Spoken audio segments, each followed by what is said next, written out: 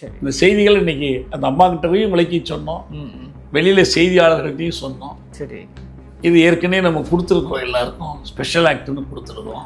ஆனாலும் கூட இப்போ எவ்வளோ சம்பவம் நடந்திருக்கு. பெண்ணிக் ஜெயராஜை விட பார்த்தீங்கன்னா அஜித்குமாரோடைய லாக்அப் எடுத்துங்கிறது இன்னைக்கு பெரிய பேசும் பொருளாகி, ஏன் அதிகார வர்க்கம் முதற்கொண்டு முதல்வர் முதற்கொண்டு இறங்கி வந்து இன்னைக்கு ஒரு முன்முடிவு ஒரு முன்னேற்றம் இருக்கிறது. அதை தாண்டி இது சிபிஐக்கு போகுதுங்கிற ஒரு விஷயம் இருக்குல்ல. ஆனால் நீதிமன்றம் எடுத்திருக்கக்கூடிய முடிவு சிபிஐ. ஆனால் 30 நாட்களில், அதாவது 20/8/25க்குள் நீங்கள் உங்களுடைய இறுதி அறிக்கையை தாக்கல் செய்ய வேண்டும் என்ற ஒரு கட்டளையிட்டிருக்கு இந்த நீதிமன்றம். ஆனால் சிபிஐ கிட்ட போகும்போது இன்னொரு விஷயம் பார்க்குறோம். இது பழைய சிபிஐ அல்ல, இது மோடி அமித்ஷா சிபிஐ. அது பொலிட்டிக்கல். சிபிஐல அடுத்த அதிகாரி யார் வரணுங்கிறதுக்கு ஒரு போட்டியே நடந்துச்சு. கண்டிப்பா நீ தான் ஊழல், நான் தான் ஊழல்னு. அடுத்தது அதனால அதெல்லாம் முறைப்படி அந்த சட்ட வழிமுறைப்படி நடக்கணும், நடக்கும். இந்த சம்பவம் தமிழ்நாட்டுக்கு இது ஒரு படிப்பனையாக அமையும். இதனுடைய பயனாக அஜித்குமார் பேரிலேயே ஒரு சட்டம், சித்திரவதை தடுப்பு சட்டம் வரணும்னு விரும்புகிறோம். இது வந்தால் தமிழ்நாட்டுக்கு வழிகாட்டும், தமிழ்நாடு வழிகாட்டும், இந்தியாவுக்கு வழிகாட்டும், இந்தியாவுக்கே வழிகாட்டும், தமிழ்நாடு இந்தியாவுக்கே வழிகாட்டும். அஜித்தோட டெத்தில் வேற என்ன முன்னேற்றம்? இல்லை, நவீன் காலையில் நாங்கள் பார்த்துட்டோம். சரி சரி. அவருக்கு உடல் பரிசோதனை பண்ணியிருக்காங்க. மருந்துகள், ரத்த கட்டு இருக்கு உடம்புல, அதுக்கு மருந்து கொடுத்துருக்குறாங்க. இன்னும் ஒரு 2 பையனுங்க அதே போல் அடிபட்டவர்கள். நாங்கள் என்ன கோரிக்கை வச்சோம்னா, நான் அங்கேயே சில செய்தியாளர்கிட்டையும் சொல்லிட்டு வந்தேன், புலனாய்வு செய்து குற்றப்பத்திரிக்கை. தமிழ்நாட்டில் அந்த மாதிரி ஒரு அதிகாரி இல்லையா? இருக்காங்க. இதே தமிழ்நாட்டில் ஐஜியாக இருந்தவர் வி.ஆர். லட்சுமி நாராயணன். யார்? கிருஷ்ணய்யாவோட தம்பி. அவர்கிட்ட எந்த அரசியல்வாதியும் எந்த வேலை சொல்லவும் பயப்படுவான், சட்டவிரோதமாக, சட்டத்துக்கு உட்பட்டு தான் நினைப்பார். இன்னைக்கும் அப்படி இருக்காங்க.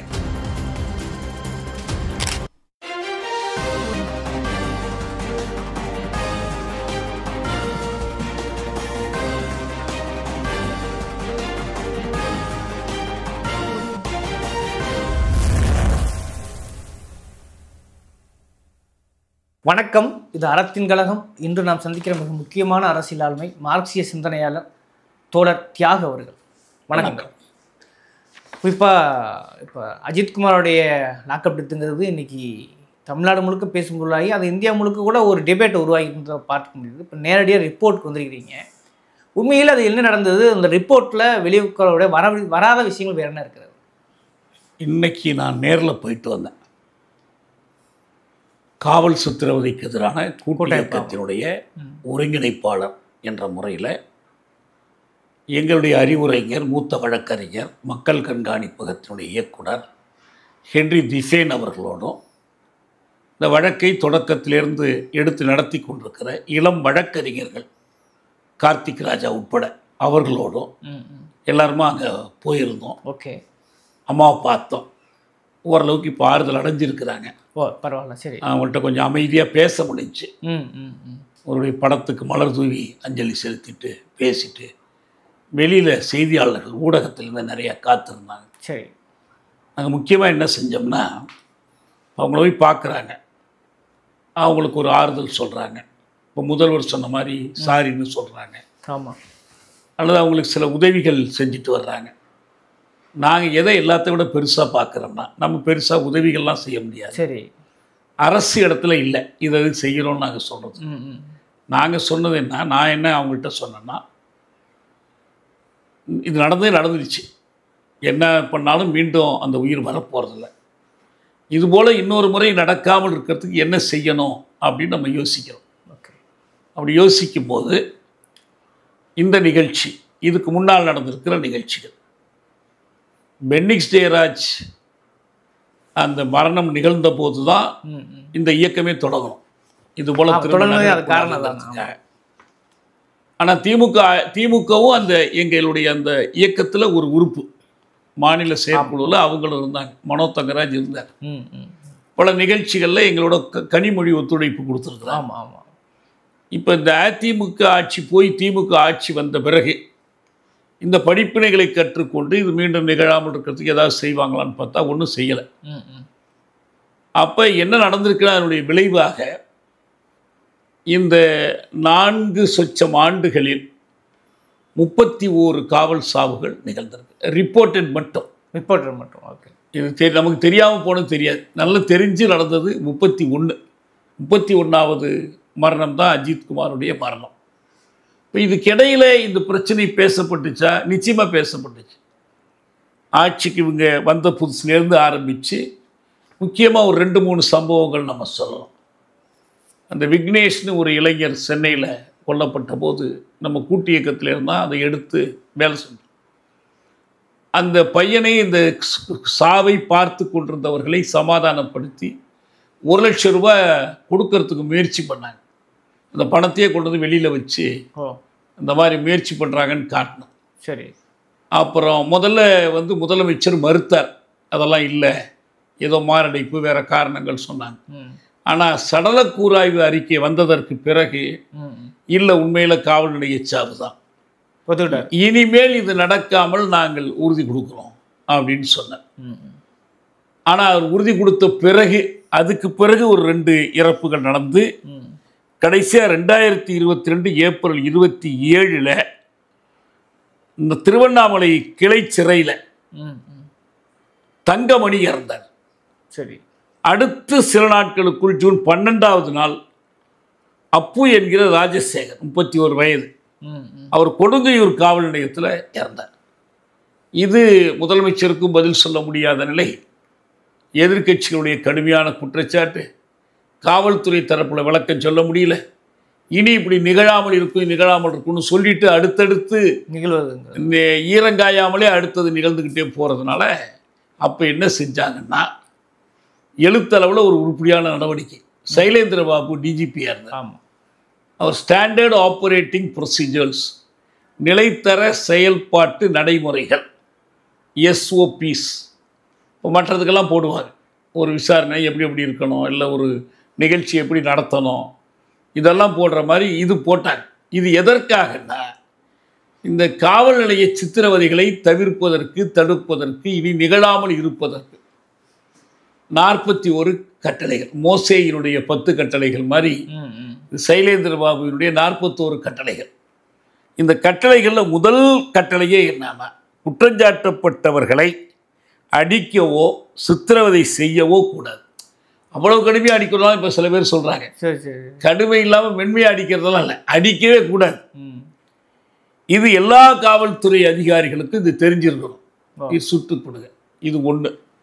இதை விட முக்கியமான ஒன்று தான் இன்றைக்கி நமக்கு கவனத்துக்குரியது. அது இந்த 2வது கட்டளை. 2வது கட்டளை என்னன்னா, தனிப்படை போலீஸாரை கண்காணிக்க வேண்டும். ஸ்பெஷல் டீமில் வர்ற போலீஸ்காரங்களை யார் கண்காணிக்கணும்? போலீஸ் அதிகாரிகள் கண்காணிக்கணும். அந்தந்த காவல் நிலையத்தில் கண்காணிக்கணும். ஏன்னா இந்த ஸ்பெஷல் டீமுங்கிறது பதிவு செய்யப்படாது, அவங்க சீருடை அணியறது கிடையாது. அதில் ஒருத்தர் விசாரிக்கிறதுக்காக FIR பதிவு பண்ணுறதில்ல, கம்ப்ளைண்ட் வாங்கிக்கிட்டு CSR கொடுக்கறது கிடையாது, லீகலாக லயபிள் கிடையாது. இவ்வளவு இருக்கிறதுனால என்ன பண்ணுறாங்கன்னா, இந்த ஸ்பெஷல் டீம்ஸ் என்ன வேணாலும் செய்வாங்க. தமிழ்நாட்டில் நடந்திருக்கக்கூடிய பொய் மோதல் கொலைகள் எல்லாமே இந்த ஸ்பெஷல் டீம்ஸ் பண்ண கொலைகள் தான். தொடர்ந்து அவங்க தான் என்கவுண்டர் கில்லிங் பண்ணுறதே, ஃபால்ஸ் என்கவுண்டருங்கிறது இதுதான். அப்புறம் அது கொஞ்சம் தனிஞ்சதுக்கு பிறகு கையை உடைங்க, காலை உடைங்க, இந்த அளவுக்கு அது வந்துச்சு. அப்புறம் திரும்ப ஒரு சில வழக்குகளில் இந்த கொலைகளை செஞ்சாங்க. இவர் சைலேந்திர பாபு இப்போ நான் சொல்கிறது 2022 ஜூன் 14ஆம் நாள் போடப்பட்ட கட்டளை. இதில் இந்த 2வது கட்டளை இது, தனிப்படை போலீஸாரை கண்காணிக்க வேண்டும். இந்த ஒரு கட்டளையை மட்டும் எல்லாம் நேர்மையாக கடைபிடிச்சிருந்தால் அஜித்குமார் சாகடிக்கப்பட்டிருக்க மாட்டார். முதல் விஷயம், எத்தனையோ மோதல் சாவுகளே நடக்காமல் போயிருக்கோம். இப்போ நமக்கு தெரிஞ்சு ஒரு தோழரை ஸ்பெஷல் டீம் பிடிச்சிட்டு போயிடுச்சு. அவங்க மனைவிக்கு தெரிஞ்சு, அவங்களுக்கு போலீஸ்லாம் தெரியும். ஐயே எங்களுக்கு இதுக்கு சம்மந்தமே இல்லாமல் இது ஸ்பெஷல் டீம்னாங்க. நேராக கலெக்டர் ஆஃபீஸு, டிஸ்ட்ரிக்ட் போலீஸு, அங்கே இங்கே தந்தி கொடுத்து, செக்ரட்டரியேட் கொடுத்து, கோர்ட்டுக்கு. ஒரே ஒரு சாதகம் என்னன்னா, ஏற்கனவே ஹைகோர்ட்டில் அவங்க ஒரு வழக்கு போட்டிருந்தாங்க, இவரை என்கவுண்டர் பண்ணுறதுக்கு திட்டமிட்டுருக்கிறாங்க, இதை தடுக்கணும்னு போட்டிருந்தாங்க. சரி. இதோட சேர்த்து போராடின உடனே அவன் கொண்டுட்டு போன என்கவுண்டர் ஆளை தீர்த்து கட்டுறதுக்கு கொண்டு போனவன தீர்த்து கட்டுறதை விட்டுட்டு அவங்க எப்பயுமே பையில் வந்து கல், கடப்பாறை, ஸ்பெஷல் டீமோட ஆயுதங்கள் இதெல்லாம் ஓ தெரியாது உங்களுக்கு, கேள்விப்பட்டதில்லை. கேள்விப்படலையே. கடப்பாறை எல்லாம் வச்சுருப்பாங்க. கொண்டு போய் ரயில் பாதையில் இந்த காலை 2 தண்டவாளத்துக்கு நடுப்புற அப்படியே நீட்டி உட்கார வச்சு கடப்பாறையில் அடித்து உடைச்சி ஆளை கொண்டு போய் ஆஸ்பத்திரியில் போட்டாங்க. இது மாதிரி நடக்கும். இது மாதிரி நிறைய நடந்துச்சு. இந்த ஒரு கேஸ் எனக்கு தெரிஞ்சது. இதுக்கு பிறகு ஹைகோர்ட்டில் இதை வழக்காக போட்டு நீதிபதி, அப்போ ஒரு மிஸ்ரான்னு ஒரு நீதிபதி இருந்தார். அவர் வந்து இதை தெரிஞ்சுக்கிட்டார் இதுதான்ட்டு. அவரை கொண்டு போய் ராயப்பேட்டை ஆஸ்பத்திரியில் வைக்க சொல்லி டிஸ்சார்ஜ் பண்ணியே விட்றதில்லை அவனுங்களை. காலையில் டிஸ்சார்ஜ் பண்ணால் திரும்ப மாலையில் உள்ளே போட்டுப்பார். நல்லா ட்ரீட்மெண்ட் கொடுத்து ஆள் தேர்ற வரைக்கும் ஒன்றும் இல்லை. அதுலேருந்து அவன் தப்பிச்சு. இது எதுக்கு ஸ்பெஷல் டீமுக்காக அதோடைய அருகதை சொல்கிறீங்க? இது திரு சைலேந்திர பாபுக்கு நல்லா தெரியும். ஏன்னா அவர் பல ஸ்பெஷல் டீம்களையெல்லாம் இயக்கி அனுபவப்பட்டவர். அதனால் இந்த கட்டளை போடுறார். இந்த ஒன்றை கடைப்பிடிச்சிருந்தா, ஏன்னா இப்போ அடிக்கடி பேசுகிறேன், ஸ்பெஷல் டீம் யார் போட்டது, எப்படி ஸ்பெஷல் டீம் விசாரிச்சிச்சு, எந்த எஃப்ஐஆர் படி விசாரிச்சேன், எந்த எஃப்ஐஆருமே இல்லாமல் விசாரிக்கிறதுக்கு தான் ஸ்பெஷல் டீமே. அதன் தொடர்ச்சியாக அடுத்த கட்டத்துக்கு ஸ்பெஷல் டீம் கலைப்பு. அப்போ இந்த ஸ்பெஷல் இப்போ கலைக்கிறீங்கல்ல, ஆமாம், இப்போ வந்து சங்கர் திவால் கலைக்கிறார்ல, இது அன்னைக்கு கலைச்சிருந்தா சைலேந்திர பாபு இந்த கட்டளைகள் போட்டு அன்னைக்கு கலைச்சிருந்தா இது இல்லாமல் போயிருக்கும்ல. குறைஞ்சது அந்த ஸ்பெஷல் டீம் யார் போட்டால் என்ன கவனத்திலே அது இருக்கு. இப்போ யாருக்குமே ஹைகோர்ட்டுக்கு போக வேண்டியிருக்குது கண்டுபிடிக்கிறதுக்கு. யாருப்பா ஸ்பெஷல் டீமுக்கு உத்தரவு கொடுத்தது யாருக்கும் தெரியல. அது என்ன, அது ஒரு ஒரு திரிசங்க, அதாவது ஒரு மறைமுகமாகவே டிஎஸ்பியா எஸ்பியா யார் கொடுத்தது. இன்னொன்று என்னன்னா, முறைப்படி ஹயரார்கி இருக்கு பாருங்க போலீஸில். டிஜிபி, ஏடிஜிபி, அப்புறம் டிஐஜி, ஐஜி, எஸ்பி, ஏஎஸ்பி, இந்த வரிசை எதுக்குள்ளேயுமே இந்த ஸ்பெஷல் டீம் கட்டுப்படாது. ஆமாம், யாந்த அதிகாரி பர்சனலாக அவங்க சொந்த அடியால் பட மாதிரி அது. ஒரு ஏஎஸ்பி ஒரு ஸ்பெஷல் டீம் போட்டார்னா அந்த ஸ்பெஷல் டீம் டிஜிபி கூட தெரியாது, யாருக்கும் கட்டுப்படாது. அவங்க ரிப்போர்ட் பண்ண வேண்டியது ஒரு எண்ணெய் ரேஞ்சுக்கு சொல்லிட்டு இருக்கீங்களா? இதாங்க உண்மை. இதனாலதான் செத்தாரு. அஜித் செத்துட்டான்னா ஒரு 4 பேர் வெறி பிடிச்சி செஞ்சுட்டானோ, இல்லை வேற ஏதோ ஒரு பொய் காரணம், இல்லை ஏதோ ஒரு தூண்டுதல், இதெல்லாம் பிறகு இந்த சிஸ்டம் அதுக்கு இடம் கொடுக்குது. இதான் முக்கியம். இதை வச்சு நாங்கள் என்ன சொல்கிறோம்னா, இது நடக்கும் போதெல்லாம் முதலமைச்சர் வந்து அவர் வந்து வருத்தம் தெரிவிக்கிறாரு, சாரின்னு சொல்கிறார். அதெல்லாம் கேள்வி பண்ணுறாங்க. அதெல்லாம் கேள்வி பண்ண வேண்டாம். நீங்களாக இருந்தாலும் நானாக இருந்தாலும் எப்படி ஆறுதல் சொல்லுவோம்? கண்டிப்பாக எப்படி ஆறுதல் சொல்கிறது? நாங்கள் என்ன சொன்னாலும் உங்களுக்கு மீட்டு கொடுக்க முடியாதுமா, அதனால் நாங்கள் தற்கொலை பண்ணிக்கிறோம் நான் சொல்ல முடியும்? இல்லை சாரி சொல்கிறதெல்லாம் தவறு கிடையாது. இது ஆனால் ஏன் இந்த நிலை வருது, இனி இப்படி நடக்காமல் பார்த்துக்கிறோன்னு சொல்கிறீங்க, ஏன் நடக்குது? அப்புறம் நீங்கள் தானே உள்துறைக்கு பொறுப்பு, நீங்கள் தானே போலீஸுக்கு பொறுப்பு, கண்டிப்பாக நீங்கள் தானே அதுக்கு பொறுப்பு ஏற்றாங்க. அப்போ எப்படி ஏன் நடக்குதுன்னா, இதற்கான ஒரு சிஸ்டமிக் அரேஞ்ச்மெண்ட் இல்லை. அதான் பிரச்சனை. அமைப்பு சார் ஏற்பாடு இல்லை.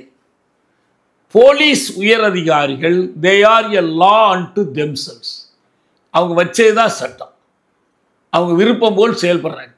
இவர்களை அரசியல் தலைமை சில வழக்குகளில் பயன்படுத்தி கொள்ளுது, வேறு சில வழக்குகளில் தொல்லையாரு. சரி, இப்போ இந்த சைலேந்திர பாபு கட்டளைகள்லாம் உண்மைன்னு வச்சுக்குவோம். எப்படி பல்பீர் சிங் பல்ல உடைச்சார்? பல்பீர் சிங் பல்ல உடைச்சார்னு தெரிஞ்சு போச்சு, கம்ப்ளைண்ட் கொடுத்து கோர்ட்டில் கேஸ் இருக்கு. எப்படி திரும்ப வேலைக்கு எடுத்துக்கிட்டீங்க? ஐபிஎஸ் அதிகாரிகள் சங்கம் முதலமைச்சருக்கு வேண்டுகோள் வைக்குது, அவரை திரும்ப வேலைக்கு எடுக்க சொல்லி. வேலையா இது? ஐபிஎஸ் அதிகாரிகள் விடுப்பு வசதி கேளுங்க, காரு கேளுங்க, ஆன்லி கேளுங்க, வீட்டு வசதி கேளுங்க, எல்லாம் கேளுங்க, புலன் விசாரணை கருவிகள் கேளுங்க. ஆனால் அவங்க என்ன கேட்குறாங்கன்னா, பல்ல உடைச்சவன் மேல் நடவடிக்கை எடுக்காத. எப்படி இதை அனுமதிக்கலாம்? திரும்ப வேலைக்கு எடுத்துக்கிட்டீங்க, இன்னைக்கு கேஸுக்கு போக மாட்டேங்கிறாரு அவர். வழக்கு இருக்கு. வழக்கு இருந்தால் என்ன, ஏன் அவர் சஸ்பெண்ட்லேயே இருக்கட்டுமே, எதுக்கு வேலைக்கு எடுக்கணும்? இது குறித்து அமுதா ஐஏஎஸ் அனுப்பி அறிக்கை கேட்டாங்க. இந்த அறிக்கை வெளியிலே வரல. அப்போ எப்படி துணிச்சல் வராமல் இருக்கும் இந்த தப்பு செய்கிற அதிகாரிகளுக்கு? அதனால் நாங்கள் என்ன சொல்கிறோம்னா, இதுக்கு ஒரு சிஸ்டமிக் சேஃப்கார்ட்ஸ், அமைப்பு சார்ந்த காப்பு கூறுகளை ஏற்படுத்தணும். இன்னொரு முறை இது நடக்கக்கூடாது. போலீஸ் அதிகாரிகளை தயவு செய்து அவர்களை நயந்து அவர்களிடம் கெஞ்சி கூத்தாடி அவர்களை சட்டத்திற்கு உட்படுத்த முடியாது. வாய்ப்பு இல்லை. ஒரு சாதாரண திருடனை நீங்கள் அதை எந்த திருட்டை விட்டு வெளியே கொண்டு வந்துடுவீங்களா? சான்ஸ் இல்லை. அவனுக்கு ஜெயில் தண்டனை கொடுத்தான்னு பண்ணுவீங்க. அப்போ இந்த போலீஸ் அதிகாரிகளை பறிபோகும்ன்ற ஒரு பயம் வந்தால் தானே தண்டிக்கணும். இன்னைக்கு நீங்கள் சாத்தாங்குளம் பென்னிக் ஜெயராஜ் வழக்கில் 10 பேர் உள்ள பிடிச்சி வச்சு ஒருத்தர் செத்து போய் 9 பேர் இன்னைக்கு இருக்கலாம். அவன் எப்படி இருக்கானோ என்னமோ வழக்கு முடியாமல் இருக்கு. ஆனால் நாங்கள் என்ன பண்ணுறோம், எங்கே போனாலும் பேசுகிறோம். ஏய் அடித்தா இதே சாத்தாங்குளத்துக்கு நான் போயிருந்தேன், ஸ்டேஷனுக்கே போயிருந்தேன். அந்த அதிகாரி இப்போ இருக்கிற அதிகாரி சொல்கிறாரு, சார் நீங்கள் தான் இது மாதிரி நடந்தால் ஜெயிலுக்கு போயிடுவோன்னு எங்களுக்கு தெரியும்ல, நாங்கள் எப்படி சார் அடிப்போம் அப்படின்னு சொல்கிறாங்க. ஆனால் நடக்குது. எதுக்கு சிசிடிவி இருக்கான்னு பார்க்க போகிறோம். ஓ சரி சரி சரி. நீங்கள் எதுக்கு பார்க்கணுங்கிறீங்க? அடிப்போன்னு சொல்லி தானே பார்க்கணுங்கிறீங்க. அதெல்லாம் அடிக்க மாட்டோம் சார், நாங்களே பார்த்துட்டோம்ல, அடித்தா உள்ளே போகணுன்னு அப்படின்னு கேட்குறாங்க. சரி, ஆனால் அது நடந்துக்கிட்டு தான் இருக்கு. இல்லை சொல்கிறேன், இந்த அச்சத்தை ஊட்டுறதுக்கு என்ன செய்யணும்? நீங்கள் ஒரு எத்தனை கேஸ் வந்தால் அதில் எத்தனை பேர் வந்து உள்ளே போகிறான், எத்தனை % கன்விக்ஷனில் முடியுது, ஒரு வாச்சாதினா எத்தனை வாச்சாதிக்கு வந்து ஒரு வாச்சாதி வந்துச்சு. ஆமாம் ஆமாம். இந்த சாத்தாங்குளம் போல் எத்தனை சாதா குளங்கள் நடந்துருச்சு. இன்றைக்கி 31 சாவுகள் சொல்கிறோம் திமுக ஆட்சி வந்தவரை. எந்தெந்த வழக்குகளில் இந்த மாதிரி வந்து முதலமைச்சர் வருத்தம் தெரிவிச்சிருக்கார், எந்தெந்த வழக்குகளில் உள்ளே பிடிச்சி வச்சுருக்கிறீங்க. அப்போ எப்படி அவங்களுக்கு வரும்? ஏதோ தெரியாமல் மாட்டிக்கிட்டாயா, மாட்டிக்காமல் இதை செஞ்சிட்டோம்னா ஒன்றும் இல்லை, அப்படி தானே யோசிப்பாங்க.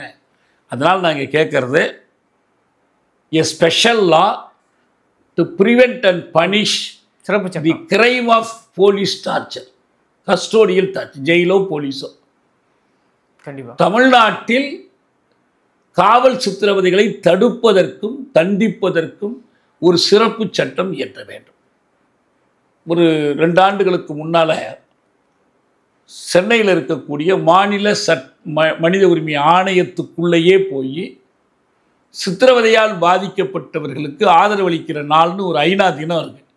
அதை நாங்கள் போய் நடத்தினோம். அப்படி நடத்தும்போது அவர் ஆணையர், இவர் மனித உரிமை ஆணையரும் இருந்தார். தமிழக அரசு சார்பில் அமைச்சர் மனோ தங்கராஜ் அதில் கலந்து கொண்டார். நான் இந்த பல்பீர் சிங் வழக்கு, பழைய வழக்குகள், ஒரு காவல் சித்திரவதை தடுப்பதற்கு என்ன செய்யணும், இது எல்லாத்தையும், இந்த வரலாறு, சட்டம் எல்லாத்தையும் நான் அவருக்கு எதிரில் வச்சு விரிவாக எடுத்து பேசுனேன். அவர் பேசும்போது சொன்னார், இந்த செய்திகளை எல்லாம் நான் முதலமைச்சர் கவனத்துக்கு கொண்டு வருவேன், இப்படி ஒரு சட்டம் தேவை என்பதை நான் எடுத்துரைப்பேன். சரி, நடக்கலையே. இப்போ ஏதாவது கேட்குறோம், உங்களுக்காகவே கேட்குறோம். நீங்கள் ஒவ்வொரு முறையும் உறுதி கொடுத்து காப்பாற்ற முடியலங்கும் போது என்ன பண்ணுறதுன்னு தெரியாமல் என்ன பண்ணுறீங்க, உடனே அதிகாரிகளை கூட்டுறீங்க. ஆமாம், அதிகாரிகள் அண்மையில் ஒரு கூட்டம் நடந்துச்சு, நான் உங்களுக்கு சொல்கிறேன், உயர் அதிகாரிகளுடைய கூட்டம், முதலமைச்சர் இல்லை, இந்த காவல்துறை உயர் அதிகாரிகள்.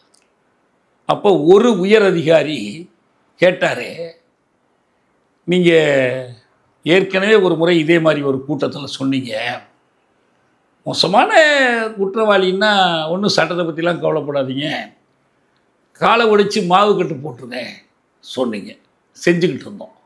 அவர் சொல்கிறார். சரி சரி. அப்புறம் ஒரு கட்டத்தில் என்ன பண்ணீங்க, இந்த மாதிரியான ஆளுன்னா என்கவுண்டர் பண்ணுங்க, ஒன்றும் உங்களுக்கு பிரச்சனை வராமல் நாங்கள் பார்த்துக்குறோம். நீங்கள் இப்போ அடிக்கவே கூடாதுங்கிறீங்க. சரி, என்ன செய்யன்னு கேட்குறாங்க. என்ன செய்யணும்? சரி, மாவு கட்டு போடுவோமா, இல்லை என்கவுண்டர் பண்ணலாமா, இல்லை எதுவுமே பண்ணக்கூடாது, அடிக்கக்கூடாதா, ஏதாவது ஒன்று சொல்லுங்க. சரி சரி. பதிலே இல்லையா? ஐயோ, ஏன் இந்த அவல நிலை? ஒன்றே ஒன்று தான் நீங்கள் சொல்லணும், என்ஃபோர்ஸ் த லா ஸ்ட்ரிக்ட்லி, சட்டத்தை கண்டிப்பாக செயல்படுத்துங்கள். சட்டம் சரியில்லைன்னா வேற சட்டம் போட்டு கொண்டுட்டு வாங்க, அதுதான் வழி. சட்டத்தின் ஆட்சி தானே. கண்டிப்பாக. நீங்கள் சட்டத்தை கையில் எடுத்துக்கொள்றதுக்கு எதுக்கு போலீஸு, அதுக்கு ரவுடிகளே எடுத்துக்குவாங்களே. இதுதான் நம்ம சொல்கிறோம். சரி, இந்த செய்திகள் இன்னைக்கு அந்த அம்மா கிட்டவையும் விளக்கி சொன்னோம், வெளியில் செய்தியாளர்கள்ட்டையும் சொன்னோம். சரி, இது ஏற்கனவே நம்ம கொடுத்துருக்கோம், எல்லாருக்கும் ஸ்பெஷல் ஆக்ட்னு கொடுத்துருக்கோம். ஆனாலும் கூட இப்போ எவ்வளோ சம்பவம் நடந்திருக்கு. பென்னிக் ஜெயராஜை விட பார்த்தீங்கன்னா அஜித்குமாரோடைய லாக்அப் எடுத்துங்கிறது இன்றைக்கி பெரிய பேசும் பொருளாகி, ஏன் அதிகார வர்க்கம் முதற்கொண்டு முதல்வர் முதற்கொண்டு இறங்கி வந்து இன்னைக்கு ஒரு முன்முடிவு, ஒரு முன்னேற்றம் இருக்கிறது. அதை தாண்டி இது சிபிஐக்கு போகுதுங்கிற ஒரு விஷயம் இருக்குல்ல, அது சரியா இல்லது இப்போ நீதிபதி அட்வைஸ் பண்ணது மாதிரியா தனிக்குழு அமைச்சு இப்போ அதை என்கொயரி போயிட்டு இருக்கீங்களா டிஸ்ட்ரிக்ட் நீதிபதி சிபிஐ இதுபோல சரியா? குற்றங்களை விசாரிப்பதற்கான நிறுவனம் அல்ல. அது எல்லாருமே உங்களை போல நிபுணர் சொல்றாங்க. எக்கனாமிக் அஃபென்சஸ், பொருளியல் குற்றங்கள், வரி ஏய்ப்பு, லஞ்ச ஊழல், அரசியல் சதி, இதுக்கு தான் அது. இந்த மாதிரி கிரைம் அஃபென்சஸ் இருக்கு பாருங்க, கிரிமினல் அஃபென்சஸ், அதுக்கு ஏற்ற நிறுவனம் அல்ல அது. தமிழ்நாட்டிலேருந்து ராமஜெயம் வழக்கு ஒப்படைக்கப்பட்டது, எந்த இதுவும் கிடைக்கல. வழக்கறிஞர் சங்கர் சுப்பு பையனுடைய கொலை வழக்கு ஒப்படைக்க, எதுவுமே கண்டுபிடிக்கப்படலை.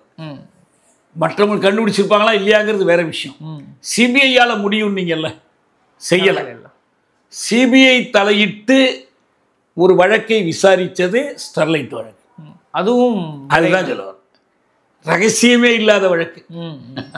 ஆமாம். ஏன் அப்போ தமிழக அரசு சிபிஐ தேர்ந்தெடுக்குது?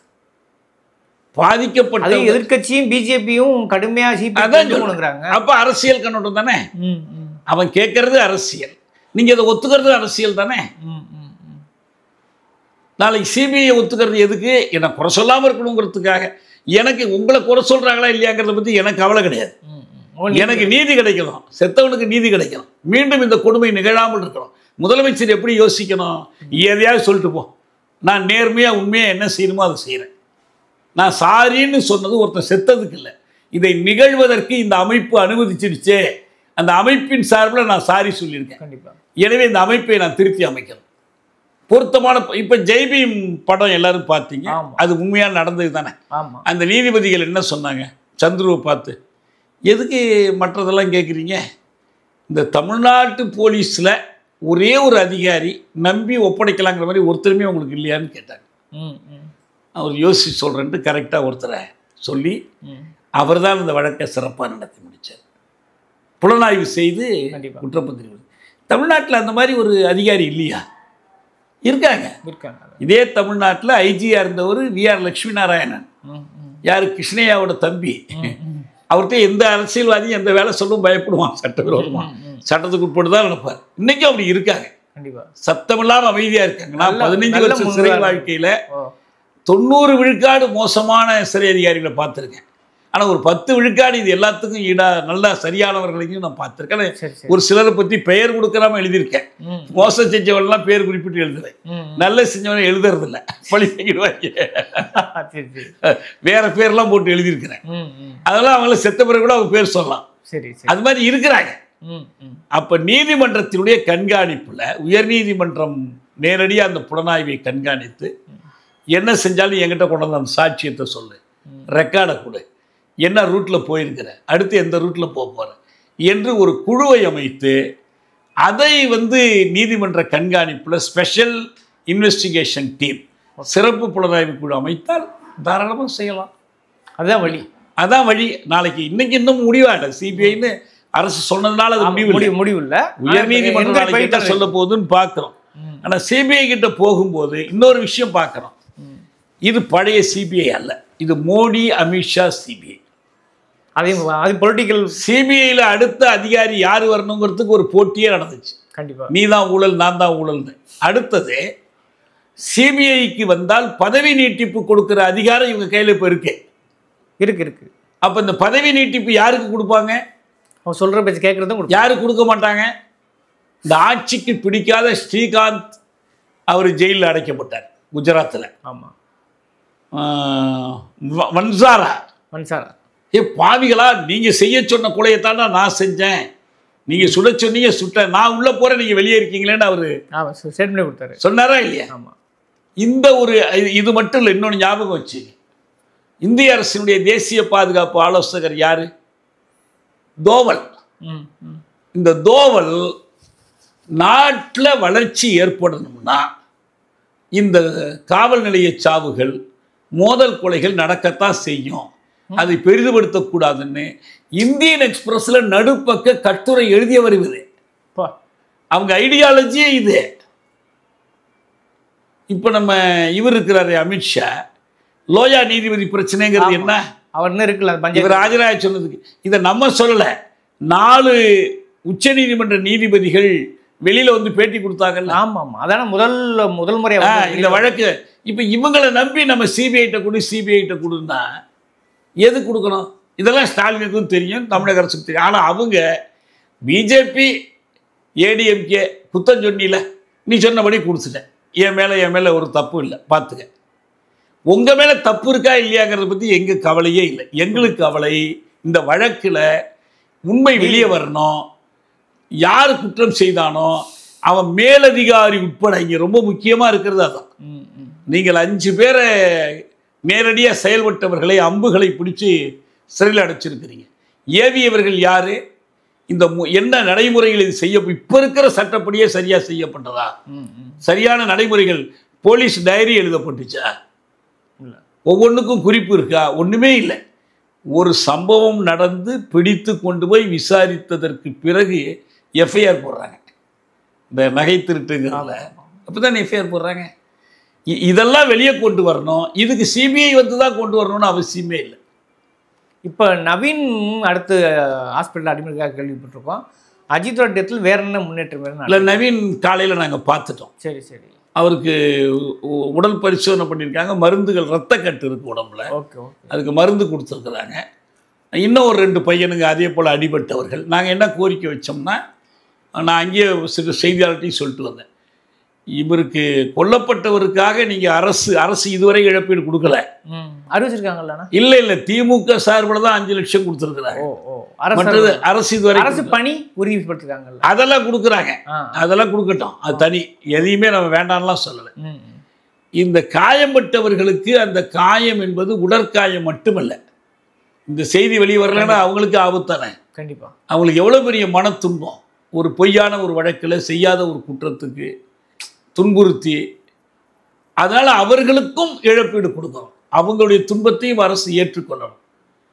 குற்றமிழைத்தவர்கள், அது ஏடிஜிபியாக இருந்தால் என்ன, ஐஜியாக இருந்தால் என்ன, குற்றம் செய்யாதவனை தண்டிக்க வேணாம். அந்த குற்றம் செய்தவர்கள் யாராக இருந்தாலும் அவர்களை நீதிமன்றத்தில் கூண்டிலேற்றி தண்டிக்கணும். சும்மா டிபார்ட்மெண்டல் ஆக்ஷன்லாம் அந்த அளவுக்கு சின்ன செயல்லாம் விட்டுடலாம். இதால் அப்படி இல்லை. சதி செய்து கொலை செய்த நிகழ்ச்சி கூட எல்லாம் நம்ம பத்திரிகையில் பூரா அந்த நீதிபதி சொன்னதை மாநிலம் குடிமகனை கொன்று விட்டது தப்பான மொழிபெயர்ப்பு. ஸ்டேட்னா மாநிலம் இல்லை, அரசு தன் குடிமகனை கொன்று விட்டதுன்னு சொல்றாரு. அது இந்திய அரசா இருந்தாலும் சரி, தமிழ்நாடு அரசா இருந்தாலும் அரசா குடிமகனா அரசு கொண்டு விட்டது. இதுதான். இதை நம்ம கட்டுப்படுத்த தவறுனா ஊப்பியில் தினந்தோறும் இது நடக்குது. ஆண்டுக்கு 31 இங்கே சொல்கிறோம். குஜராத்தில் 100 நடக்குது. ஊப்பியில் 180 நடக்குது. இங்கேயாவது இவ்வளவு விழிப்பு இருக்கு, கேள்வி கேட்குறோம், அரசு பதில் சொல்லுது, எல்லாம் சொல்லுது. இப்போ நேற்று ஏதோ ஒரு வீடியோவே பார்த்தேன். ஊப்பியில் ஒரு ஊரில் போய் இந்த வேற ஆமாம் இப்படி தான் நடந்துச்சு, உன்னால் என்ன முடியுமோ பண்ணிக்க, உண்ணாவிரதம் இருக்கிறியா இரு, கவலையில் அப்படின்னு சொல்லிட்டு வர்றான் அந்த உயர் அதிகாரி. நடக்குது புல்டோசர் அடக்குமுறை, புல்டோசர் நீதி. இந்த சாக்கா வச்சுக்கிட்டு அரசியல் பண்ண முயற்சி பண்ணுறான் பிஜேபி ஏடிஎம்கே. அதுக்கெல்லாம் நம்ம இடம் கொடுக்க முடியாது. நமக்கு அரசோட பிரச்சனை இருக்குது, முரண்கள் இருக்கு, பேசிட்டு இருக்கிறோம். நீங்க குற்றம் சாட்டுறீங்க, அதுக்கான நீதி கேட்குறீங்க, அது வேற. ஆனால் முழுக்க அரசியலாகவும் போகுது. அரசியல் நம்ம இது மனித உரிமை சிக்கல். சட்டத்தின் ஆட்சி மதிக்கப்பட வேண்டும் என்பதுதான் கோரிக்கை. ஒரு வழக்கில் புலனாய்வில் எவ்வளவோ சிக்கல்கள் இருக்கலாம். ஏதோ ஒரே ஒருத்தர் தெருவில் நின்றுக்கிட்டு எல்லாத்தையும் ஒரு வெட்டில் வெட்டி துண்டரிச்சு எல்லாரையும் ரோட்டில் நிறுத்தி சுற்ற முடியாது. நாளைக்கு இந்த 5 பேரும் இவனை அடித்தே தான் பார்த்தோம்ல, அதே மாதிரி ஒரு கொட்டவையில் கொண்டு போய் வச்சு இந்த 5 பேரையும் அடித்து கொண்டு முடியுமா? அவன் சட்டத்தை மதிக்கலாம்னா நம்ம மதித்து தான் ஆகும். அதனால் அதெல்லாம் முறைப்படி அந்த சட்ட வழிமுறைப்படி நடக்கணும். நடக்கும். இந்த சம்பவம் தமிழ்நாட்டுக்கு இது ஒரு படிப்பனையாக அமையும். இதனுடைய பயனாக அஜித்குமார் பேர்லேயே ஒரு சட்டம், சித்திரவதை தடுப்பு சட்டம் வரணும்னு விரும்புகிறோம். இது வந்தால் தமிழ்நாட்டுக்கு வழிகாட்டும். தமிழ்நாடு வழிகாட்டும். ஓகே, இந்தியாவுக்கு வழிகாட்டும். தமிழ்நாடு இந்தியாவுக்கே வழிகாட்டும். மக்கள்கிட்ட நல்ல விழிப்பு வருங்க. வந்துச்சுன்னா இப்போ உதாரணமாக இன்னைக்கு கூட தான் பேசிட்டு வந்தோம். மேற்கு வங்கத்தில் இந்த மாதிரி அதிகம் நடக்கிறதில்ல, எந்த ஆட்சி வந்தாலும் சரி. சரி. ஏன்னா எது ஒன்றுனாலும் ஊர் கூடியும் ஜனங்க தெருவில் இறங்கிடுவாங்க, எதுவும் நடக்காது. கேரளாவில் ரொம்ப குறைச்சேன். இப்போ நம்ம இங்கே 31ன்னா அங்கே 2-3 இருக்கும். போலீஸ் தரப்பில் ஒரு கருத்து கணிப்பு வந்திருக்கு இன்னைக்கு. தமிழ்நாட்டு போலீஸ்காரங்கள்ட்ட போய் கேட்குறாங்க, இந்த மாதிரி அடி உதை இல்லாமலே போலீஸ் நிலையத்தை நடத்த முடியுமா? ஒரு 50 பேர் தீவிரமாக இல்லை அதெல்லாம் முடியாதுங்க, என்ன இருந்தாலும் 2 அடி அடித்தா தான் நடக்கும். ஒரு 30% பேர் அவ்வளவு கடுமையாக வேண்டியில்ல அப்படின்னு லேசாக சொல்கிறாங்க, மிச்ச பேர் தேவையில்லைங்கிறாங்க. இது மாதிரி ஒவ்வொரு மாநிலமாக போய் கணக்கில் எடுக்கும்போது கேரளாவில் மட்டும்தான் போலீஸில் மிகச்சிறுபான்மை 10% தான் அடிக்கணும்னு சொல்கிறாங்க, பாக்கி எல்லாம் அடிக்க வேண்டியில்லைன்னு சொல்கிறாங்க. எதனால் உங்களுக்கு மக்கள்கிட்ட அந்த அளவுக்கு ஒரு விழிப்பு வந்திருக்கு. இங்கே அந்த மாதிரி ஒரு விழிப்பை தோற்றுவிக்கணும். அதுக்கு இந்த சம்பவம் ஒரு அஜித்குமார் அவனுடைய கண்ணை மூடி நம் கண்களை திறந்தான் என்று தான் நம்ம நினைச்சோம். புரியுது. இது ரொம்ப கடைசியில் வந்து பார்க்கும்போது எல்லாவற்றுக்கும் தீர்வுங்கிறது சட்டப்படி தான் சரிக்கிறீங்க. அதை தாண்டி சிறப்பு சட்டங்கிறது ஒரு மிக முக்கியமான தீர்வாக இருக்கும்னு சொல்கிறீங்க. SC ஆக்ட் இல்லைன்னா இன்னைக்கு வந்து கண்ணகி தானே வந்திருக்காதுல்ல, கோகுல்ராஜ் கேஸில் ஆணவ படுகொலைக்குன்னா அப்படியான கோரிக்கையான இருக்குது. அதெல்லாம் இதில் ஸ்பெஷல் ஆக்ட் வேணும்னு. ஓகே, இது அப்படியே வந்து அரசின் பார்வைக்கும், ஏன்னா திரும்ப திரும்ப சாரிகை வைப்பதற்கோ அல்லது மறுபடியும் நான் நடக்காமல் பார்த்து சொல்வதற்கோ அப்படி சொன்னால் மறுபடியும் கேள்வி கூத்தாகிடும் உறுதியாக தெரிகிறது. நாகைக்கு தனித்து சொல்லிக்கிட்டு இருந்தோம். ஆமாம், இப்போ இந்த ஸ்டாண்ட் சாமி நிகழ்ச்சிக்கெல்லாம் பிறகு சிபிஎம்லேருந்து நம்ம கருத்தை சொல்லியிருக்கிறேன். ரைட்டு, தனிச்சட்டம் கட்சிகளும் அதை பேச துவங்கியிருக்கு, எல்லாம் சொல்ல ஆரம்பிச்சாங்கன்னா அப்போ திமுகவும் சொல்லிடுச்சுன்னா முடிஞ்சிச்சு. தமிழக குறைஞ்சபட்சம் நீ சொன்ன இந்தியாவுக்கு வழிகாட்டக்கூடிய வாய்ப்பு இருக்கிறது. அதை நழுவ விடாத அரசு என்று தான் கருதுகிறோம். உங்களுடைய விமர்சனங்களையும் உங்கள் பார்வையில் அப்படியே மக்களின் பார்வைக்கு விட்டு விடுகிறேன். விவாதச் சொல்ல அறக்கலத்துக்கு நேராக ஒதுக்க பண்ணி. நன்றி.